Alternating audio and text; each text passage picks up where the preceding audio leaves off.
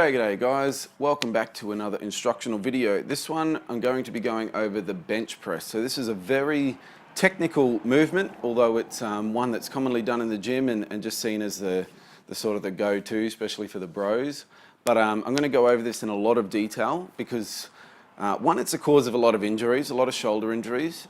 Two, because it is very commonly done, and three, because there is quite a lot of technical information involved in this lift to do it correctly and to get the most out of this lift.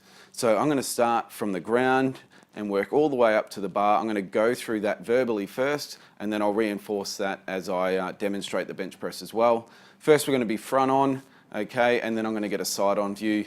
Neither of these angles are great, but I'll do my best to, like I said, verbally explain and then just go through and demonstrate those things that I've mentioned. So starting with the ground, first thing we need to do, and this is probably the most common issue with the bench press, is we need to really root our feet into the ground and engage our legs in the lift. So although it's a chest exercise, this is very much a full body movement. So just like our squats, just like our deadlifts, everything else that we've done, we want to get really good solid contact with the ground, and so that includes making good contact with our big toe, our little toe and our heel. So that ensures that our whole foot is balanced well on the ground, so we've got good contact.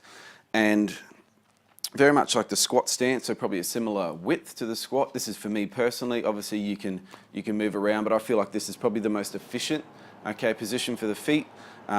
Flat feet, very much in a squat sort of stance, so toes slightly out, not too far out, because what I want you to do, again, is twist the ground apart, okay, so that engages my glutes, engages my legs, okay, and prepares them to be involved in the movement. If your feet are just flat and your feet are too far out in front of your knees, which I'll demonstrate probably best from the side on view, then you won't be able to generate that tension through our body. So just like any other lift, we want a closed circuit. We want all of our muscles switched on and engaged and braced so that we can transfer our power efficiently from the ground into the bar. Okay, so if I have slack in my legs, then immediately it takes that lower half out of my lift. So the reason I'm doing that is to be able to generate more power and to be able to move that power more efficiently into the bar. So I'm engaging the ground, twisting apart, engaging my glutes, engaging my core. Okay, that's the lower half. Now I want your feet positioned slightly behind your knees so that you can create that tension. Okay, like I mentioned, if they're too far out, you can't push in. Okay, there's too much slack there. So if they're behind, then we can really create like a bowing effect. Okay, like a bow, we're pulling back on a bow, it's bending, very much the same with our legs in the bench press. So that's the first thing we need to look for. The second is we need to get our chest nice and high and our shoulders in a good position. So to do that, we need to pull our shoulders back and down, very much like every other exercise that I've gone through.